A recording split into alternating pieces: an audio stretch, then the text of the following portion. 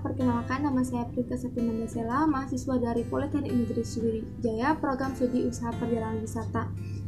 Kali ini aku akan membahas mengenai karantina yang ada di negara Maroko. Sebelumnya aku mau kasih tahu dulu apa itu pengertian dari karantina. Jadi karantina adalah sistem yang mencegah perpindahan orang dan barang selama periode waktu tertentu untuk mencegah penularan suatu penyakit. Sistem dari karantina ini identik dengan pengasingan terhadap seseorang atau suatu benda yang memasuki suatu negara atau wilayah. Nah, dalam pembahasan kali ini aku bakal membagi menjadi 3 bagian. Aku bakal menjelaskan mengenai karantina hewan, tumbuhan, dan juga manusia. Nah, mungkin langsung aja ke yang pertama, yaitu hewan. Persyaratan untuk memasuki negara Maroko bagi hewan adalah yaitu harus divaksinasi terlebih dahulu. Hewan harus divaksinasi rabies antara 30 hari dan 12 bulan sebelum akan diberangkatkan. Lalu melakukan tes titer rabies. Tes titer rabies ini diperlukan saat akan membawa hewan ke Maroko dan harus diberikan lebih dari 30 hari setelah dilakukannya vaksinasi. Lalu harus memiliki sertifikat kesehatan. Sertifikat kesehatan sangat diperlukan pada saat membawa hewan ke Maroko, karena akan menjadi bukti bahwa hewan tersebut bebas dari penyakit menular, baik kepada sesama hewan ataupun ke manusia. Untuk mendapatkannya bisa melalui otoritas pemerintahan yang bertanggung jawab atas impor dan ekspor hewan. Lalu, jika hewan peliharaan kalian yang kalian bawa itu bukan anjing, kucing, atau musang, dan sebagian besar merupakan kura-kura atau burung beo, harus dipastikan bahwa hewan tersebut tidak terkait dengan perdagangan internasional untuk spesies fauna dan flora liar yang terancam punah. Nah, lalu persyaratan karantina untuk tumbuhan. Untuk tumbuhan Malus, Pyrus, dan Cydonia, Prunus, dan Vitis itu diperlukan izin impor. Untuk permintaan izin impor harus diteruskan oleh importir ke NPPO. Dan impor untuk spesies Malus, Pyrus, dan Cydonia hanya diizinkan dari 1 November hingga 15 Februari setiap tahun dari negara-negara belahan bumi utara. Dan diperlukannya sertifikat phytosanitary, yaitu sertifikat yang dikeluarkan atau diterbitkan oleh instansi karantina tumbuhan. Lalu untuk semua umbi, itu tanahnya dilarang dan diperlukan sertifikat phytosanitary.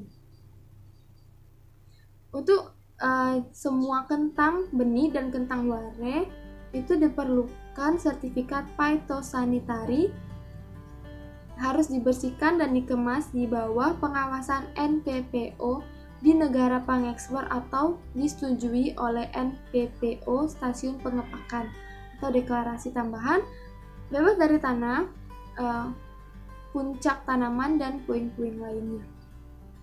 Untuk tanaman jeruk, izin impor untuk jumlah terbatas diperlukan. Permintaan untuk izin impor harus diteruskan oleh importir ke NPPO, harus melalui karantina entry post, dan diperlukan sertifikat phytosanitary. Untuk media tanaman termasuk gambut harus dipastikan bebas hama dan diperlukan sertifikat phytosanitary.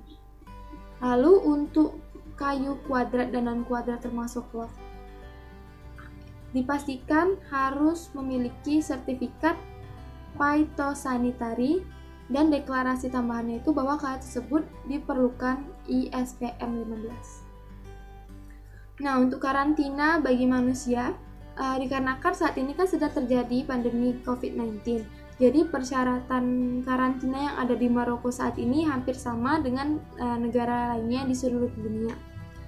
Siapapun yang memasuki Maroko harus menjalani pengujian COVID-19 dalam waktu 48 jam sejak keberangkatan. Mereka harus menunjukkan tes rapid dan tes serologis. Kedua tes ini akan diperlukan pada saat di boarding bepergian dengan pesawat. Nah, tapi kalau bepergian melalui laut bisa memiliki dua pilihan, yaitu antara memberikan hasil tes sendiri ketika naik atau menjalani pengujian tes pada saat di kapal. Dan setibanya di Maroko, para pelancong, wisatawan ataupun warga yang baru saja memasuki Maroko itu akan menjalani pemeriksaan klinis, yaitu pemeriksaan suhu dan pemeriksaan oleh dokter. Dan siapapun yang menunjukkan gejala COVID-19 akan ditampung selama 7 hari dalam struktur khusus dan harus menandatangani deklarasi isolasi sukarela di rumah ataupun di tempat isolasi yang telah disediakan oleh pemerintah Maroko, dan mengulang tes PCR setelah 7 hari yang juga harus terbukti negatif. Nah, mungkin itu saja yang bisa saya dibahas kali ini. See you. Terima kasih.